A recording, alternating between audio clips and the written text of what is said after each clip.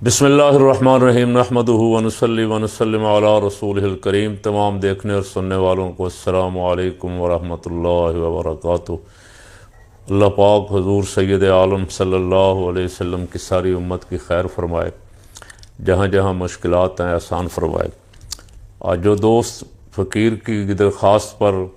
اس کو لائک اور شیئر کر کے دوسرے احباب تک پہنچانے کا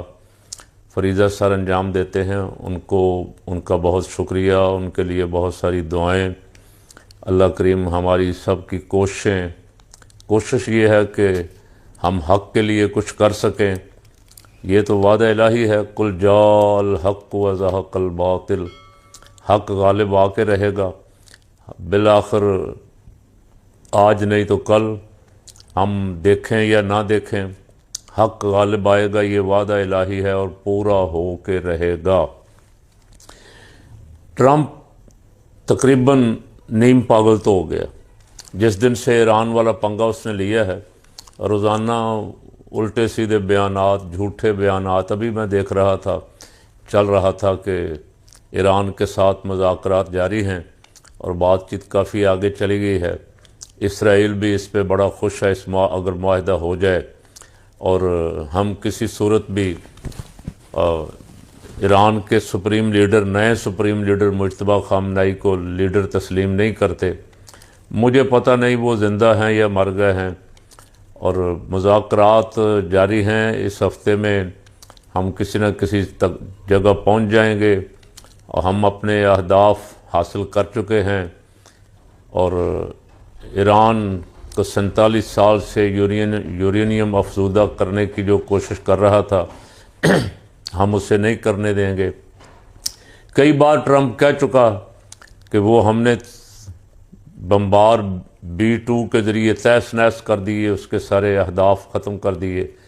ہم نے اپنے اہداف حاصل کر لیے۔ پہلے شروع میں تو ہدف کیا تھا؟ دنیا اتنی بیوقوف نہیں ہے ٹرمپ صاحب۔ پہلا ہدف تو آپ نے جو بیان کیا، جس کے لیے آپ نے کہا ہم نے حملہ کیا ہے، وہ ہدف تھا رجیم چینج۔ آپ ایران میں اپنی مرضی کا کوئی اپنا پپٹ لانا چاہتے تھے، رضا شاہ پہلوی کا کوئی ٹاؤٹ لانا چاہتے تھے، یا اس جیسا کوئی آ جاتا۔ اس کے لیے آپ نے ایران پہ پہلے بھی حملہ کیا اسرائیل کے ساتھ مل کے، اور پھر وہاں جلوس نکلوائے، اور جب جلوس نکالنے والے اور احتجاج کرنے والے ناکام ہو گئے تو پھر آپ نے کہا کہ ان کو اگر سزائیں دی گئیں تو ہم حملہ کر دیں گے۔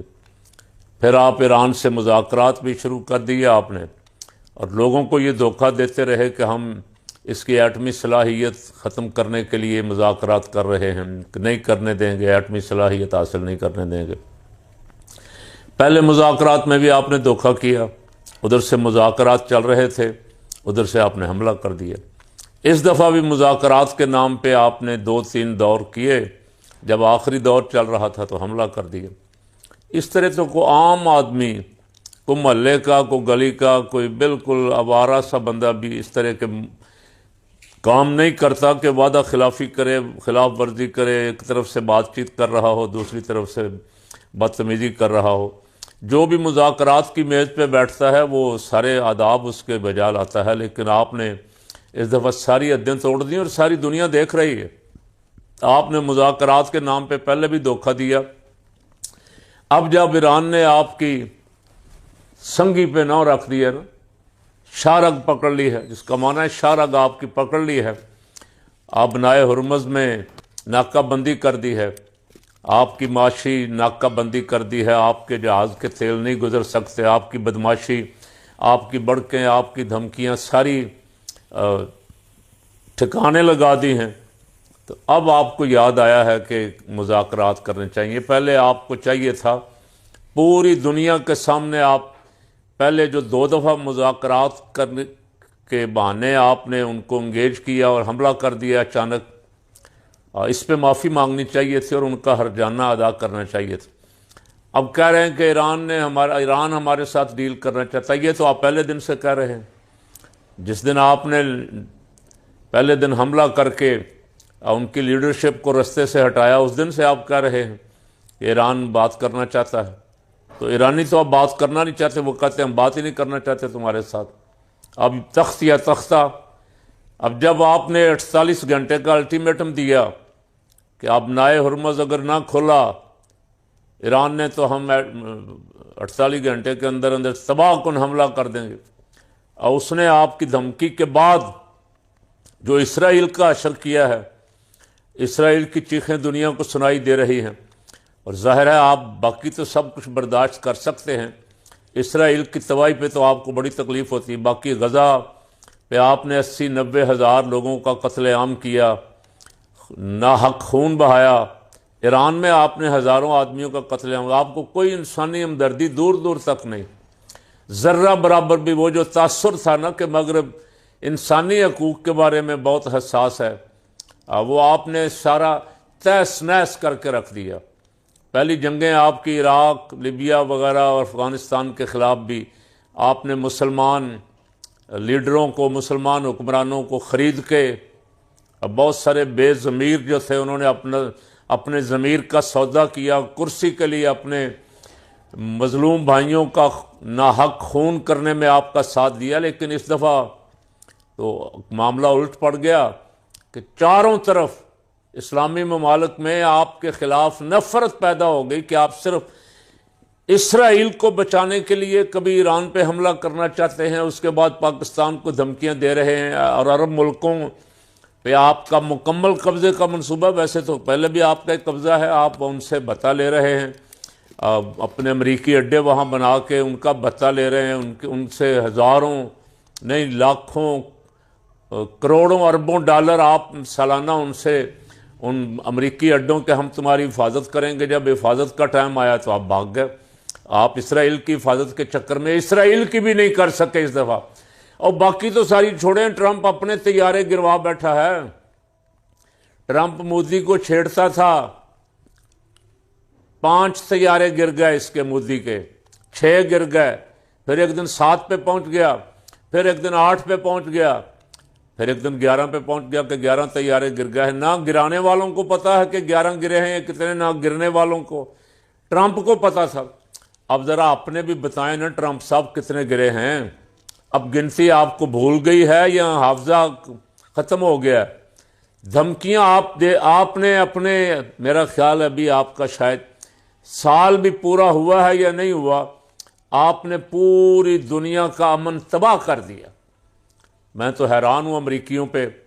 امریکی بہت سارے آپ کی جنگ کے منصوبے کے حق میں نہیں ہیں، خلاف ہیں،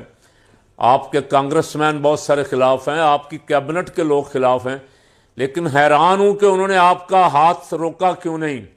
ان کو آپ کا ہاتھ پکڑنا چاہیے تھا۔ یہ خوبی اللہ نے اسلام کو دی، رسول پاک صلی اللہ علیہ وسلم نے ارشاد فرمایا انصر اخاک ظالمن او مظلومن، اپنے بھائی کی مدد کرو خواہ ظالم ہو یا مظلوم ہو۔ عرض کی گئی یا رسول اللہ صلی اللہ علیہ وسلم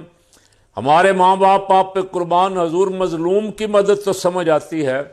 ظالم کی مدد کا کیا مطلب ہے؟ تو فرمایا ظالم کی مدد یہ ہے کہ ظالم کو ظلم کرنے سے روک دو، اس کا ہاتھ پکڑ لو۔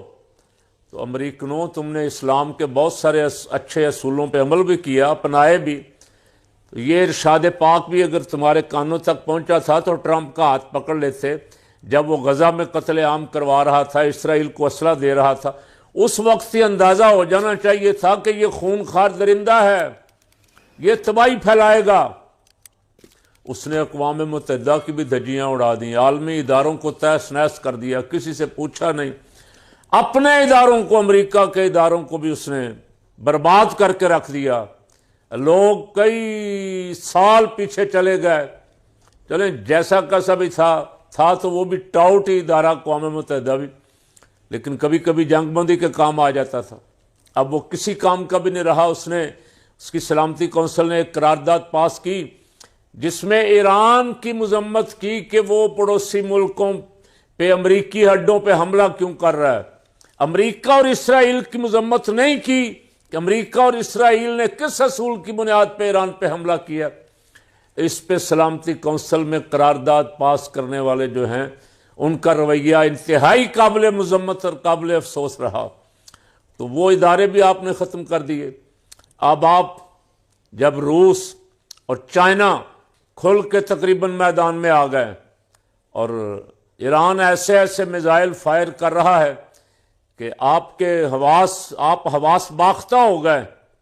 تو اب آپ کو پھر صلح یاد آئی، پھر آپ مذاکرات کی ڈول ڈال رہے ہیں۔ اب مذاکرات اگر آپ نے کرنے ہیں تو آپ کو اس دفعہ کوئی بڑی طاقتیں جو ہیں ان کو گارنٹر بنانا ہوگا، جو تیرا ہاتھ روک سکیں، تجھ سے پوچھ سکیں کہ یہ بمباری کیوں کی ہے، کسی دوسرے ملک کی سرحدوں کی خلاف ورزی کیوں کی ہے۔ امریکہ بدماش بنا ہوا تھا، کئی سالوں سے عربوں پہ روب ڈالا ہوا تھا، اسرائیل کو بدماش بنایا ہوا تھا امریکہ نے۔ اب وہ اسرائیل کی بدماشی بھی ختم ہو گئی۔ اب وہ عرب جو کبھی سوچتے تھے اس کو کچھ ہو ہی نہیں سکتا، اس کے ساتھ ہی سیٹنگ کر لیں، وہ اسرائیل کی چیخیں سن رہے ہیں، اور انٹرنیشنل میڈیا پہ اسرائیل کی جو درگت بنتی ہوئی دیکھ رہے ہیں، تو ان کی بھی کچھ آنکھیں تو کھلی ہیں کہ ہم اسرائیل اور امریکہ کو ہمارے اپنے اڈے خلیج میں دینے کی بجائے اگر ہم مسلمان اکٹھے ہو جاتے تو اسرائیل ہمارا کیا بگاڑ سکتا تھا۔ یہ ہوش نہیں آئی، سارا کچھ گوا بیٹھے، جتنا پیسہ یہ اب تک امریکی اڈوں کے خرچے کا امریکہ کو دے چکے ہیں، کاش انہوں نے اپنا دفاعی ساز و سامان تیار کیا ہوتا، اپنی افواج بنائی ہوتی، تو آج ان کو یہ پریشانی بھی لاحق نہ ہوتی اور کسی کے محتاج بھی نہ ہوتے اپنا دفاع کرنے میں۔ اور اگر یہ آپس میں مل جائیں، مشرق وسطیٰ کے تمام اسلامی ممالک، تو کوئی ملک جرأت بھی نہیں کر سکتا تھا کہ ان کی طرف میلی آنکھ سے دیکھ بھی سکے۔ بہرحال دیکھیں، ٹرمپ کے جھوٹ کا دور ہے، سارے چینل اس کی بات چلا رہے ہیں۔ اللہ تعالیٰ مہربانی فرمائے گا انشاءاللہ، مظلوموں کا، کمزوروں کا، بے بسوں اور بے قصوں کا والی اور وارث تو وہی۔ پاکستان کے جو سیاسی حالات ہیں، کل رات پھر خان صاحب کو پمز میں لایا گیا، اور ان کو تیسرا ٹیکہ جو تھا وہ حیرانگی کی بات یہ ہے کہ اتنا شور شرابہ ہونے کے باوجود، اتنا احتجاج ہونے کے باوجود، شہباز گورنمنٹ جو ہے، شہباز اور مریم، اب وہ خان صاحب کو علاج کے لیے بھی ہسپتال شفٹ کرنے پہ نہیں مانے۔ دنیا اس کی مذمت کر رہی، بہت سارے موقع ملے رمضان سے پہلے کہ ان کے ساتھ کوئی معاملات طے کر لیں تاکہ ملک میں سیاسی افراتفری نہ ہو۔ اس پہ بھی عدالتوں کو بھی روک دیا، جن عدالتوں سے ریلیف ملنا چاہیے تھا، ان میں بھی لکھے ہوئے فیصلے آ گئے، اور نتیجہ یہ ہے کہ ایک تو وہ احتجاج پہ تیار بیٹھے، دنیا میں جنگیں لگی ہوئی ہیں، فساد برپا ہے، پاکستان، افغانستان اور اسرائیل، امریکہ اور ایران پہ، اور بہت سارے عرب ممالک اس میں ملوث ہو گئے ہیں، جیسے کیسے بھی ہوئے ہیں۔ وہاں سے امریکی اڈے ہیں، حملے ہو رہے ہیں، جواباً وہاں بھی اٹیک ہو رہا ہے۔ ایسے حالات میں اگر کوئی اہل عقل، اہل دانش، کوئی سوچ بچار والے، کوئی تھنک ٹینک اداروں کا بیٹھتا اور معاملات، آپس کے معاملات، مجھے تو کم پتہ ہے، خان پہ مقدمات بنانے والوں کو بہت زیادہ پتہ ہے کہ انہوں نے اس پہ سب مقدمے جھوٹے بنائے ہوئے ہیں، کوئی ایک مقدمہ بھی سچا نہیں۔ سارے 2-2 سال سے ٹرائل ہو رہے ہیں، ٹرائل کے بعد جب عدالت سزا دیتی ہے تو وہ اپنے مقدمے جن میں وہ سزائیں دیتی ہیں ان کا دفاع بھی نہیں کر پاتی اگلی عدالت میں جا کے، اور کیس لگانے سے ڈرتے، جج سامنا نہیں کر پاتے۔ تو پتہ ان کو ہے یہ کیس ایسے بنے ہوئے ہیں جعلی جھوٹے، جن پہ اصلی کیس تھے، اور بنائے بھی خان نے نہیں تھے، انہوں نے خود ایک دوسرے کے خلاف، زرداری نے میاں برادران کے خلاف، میاں برادران نے زرداری کے خلاف، ان کو کلین چٹ دے کے حکومتوں میں بٹھا دیا، اور جس پہ جعلی مقدمات بنائے ہوئے ہیں اس کے ساتھ معاملات بات چیت کے ذریعے حل کر لینے چاہیے تھے۔ اب ملک میں احتجاج شروع ہوا، جس کی ہوائیں چل رہی ہیں اور خبریں آ رہی ہیں، تو یہ موقع، جس طرح کا وقت ہے پوری دنیا میں، عجیب ہوگا کہ دنیا جنگوں میں مصروف ہو گئی اور ہم ابھی اپنا سیاسی استحکام بھی حاصل کرنے میں کامیاب نہیں ہو سکے۔ دعوے ہمارے بڑے لمبے چوڑے ہیں، کبھی جہاز لے کے اس ملک میں، کبھی ادھر بھاگ رہے ہیں، کبھی ادھر بھاگ رہے ہیں، طیارے نئے سے نئے عیاشی والے طیارے جن میں لیٹا جا سکے، اور پتہ نہیں کیا کیا جس میں ہو سکے، وہ طیارے لے رہے ہیں اور غریبوں کے لیے پیٹرول، حالانکہ پیٹرول کہتے تھے ہمارے پاس 28 دن کا ہے، 55 روپے پہلے قیمت بڑھا دی، ابھی کہتے ہیں 400 تک لے جائیں گے۔ دنیا نیچے آ جائے گی، یہ نہیں آنے دیں گے، یہ آج تک ریکارڈ ہے ان کا۔ یہ 55 روپے بڑھاتے ہیں، پھر جب کبھی کوئی دنیا میں قیمتیں گر جائیں تو یہ 5 روپے سستا کر کے احسان کرتے، اور جب یہ چڑھاتے ہیں، جب خان کے دور میں کوئی پٹرول 12 روپے مہنگا ہوا تھا، اس وقت دونوں میاں، بڑا میاں بھی چھوٹا میاں، خون کے آنسو روتے تھے، اور محترمہ فرماتی تھیں ابا جی کو ساری رات نیند ہی نہیں آتی، ابا جی تو عوام کے دکھ درد میں ایسے گھل رہے ہیں جیسے نمک پانی میں گھل جاتا ہے۔ اب ابا جی 55 روپے کا ٹیکہ لگا کے اور اس سے اور اوپر ٹیکے پہ ٹیکہ لگا کے بڑی سکون کی نیند سوتے ہیں۔ اب میاں جی کو نیند آتی۔ اب پنجاب کی ماں کا کارنامہ دیکھ لیں، سب دی ماں، پنجاب دی ماں تے سب دی ماں۔ کل مجھے اتفاق ہوا کہیں جانے کا، اب کوئی بچے کسی کا ایکسیڈنٹ ہو گیا تھا، اس کی خیریت دریافت کرنے کے لیے جگہ جگہ ٹرو والے دن لاہور میں عید ہے، اور جگہ جگہ ناکے لا کے پولیس سفید وردیوں میں کھڑی ہے، اور موٹر سائیکلوں والے پکڑے ہوئے۔ موٹر سائیکل والے نوجوان جن بیچاروں کو 1000-2000 عیدی ملی ہوگی، وہ پولیس کو دے کے جان چھڑائیں گے۔